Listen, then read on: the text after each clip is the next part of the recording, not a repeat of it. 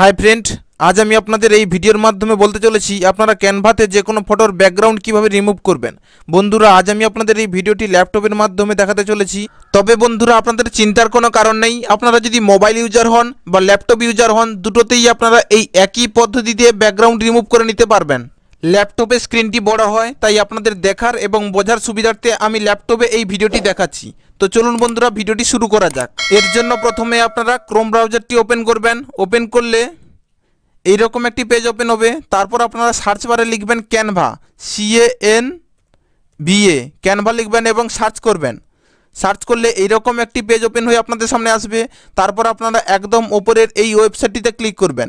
এখানে ক্লিক করলে এইরকম একটি পেজ ওপেন হবে এবং এই পেজটির ডান দিকে একদম ওপরে এখানে আপনাদের সাইন আপ এবং লগ ইনের অপশান আসবে। আপনারা এই সাইন আপ অপশানটির ওপর ক্লিক করে এখানে আপনাদের ডিটেলস দিয়ে একটি অ্যাকাউন্ট বানিয়ে নেবেন, বা আপনাদের যদি অলরেডি কোনো অ্যাকাউন্ট থাকে এই লগ ইন অপশানটির ওপর ক্লিক করে লগ ইন করে নেবেন।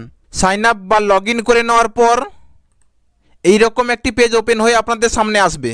তারপর আপনারা এই কাস্টম সাইজের ওপর ক্লিক করবেন। এখানে ক্লিক করলে এইরকম একটি পেজ ওপেন হবে এবং এখানে আপনারা আপনাদের সাইজটি দিয়ে দেবেন, অর্থাৎ যেই সাইজে আপনারা আপনাদের ডিজাইনটি বানাতে চান সেই সাইজটি এখানে দিয়ে দেবেন।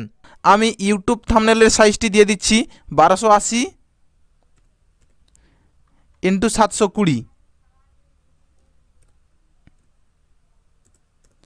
এইরকমভাবে আপনারা আপনাদের প্রয়োজন মতো ডিজাইনের সাইজটি এখানে দিয়ে দেবেন।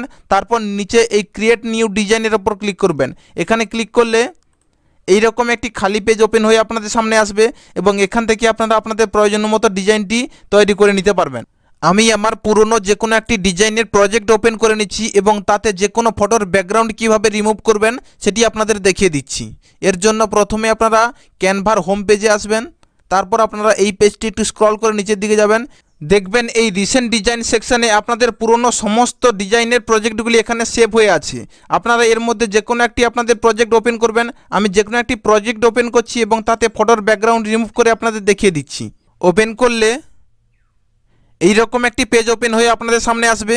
তারপর আপনারা যেই ফটোটির ব্যাকগ্রাউন্ড আপনারা রিমুভ করতে চান সেই ফটোটি নেওয়ার জন্য আপনারা এই আপলোড সেকশানে আসবেন।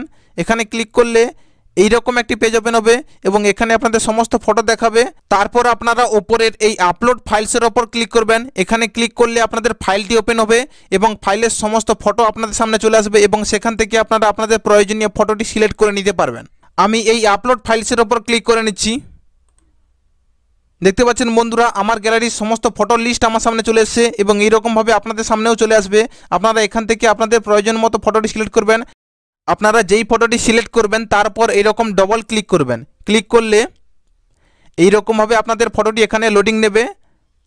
লোডিং কমপ্লিট হয়ে গেলে তারপর আপনারা এই ফটোটির ওপর একবার ক্লিক করবেন। এখানে ক্লিক করলে আপনাদের এই ফটোটি আপনাদের এই প্রজেক্টের পেজে চলে আসবে। তারপর আপনারা আপনাদের ওই ফটোটি সিলেক্ট থাকা অবস্থায় ওপরের এই এডিট ইমেজ অপশানটির ওপর ক্লিক করবেন।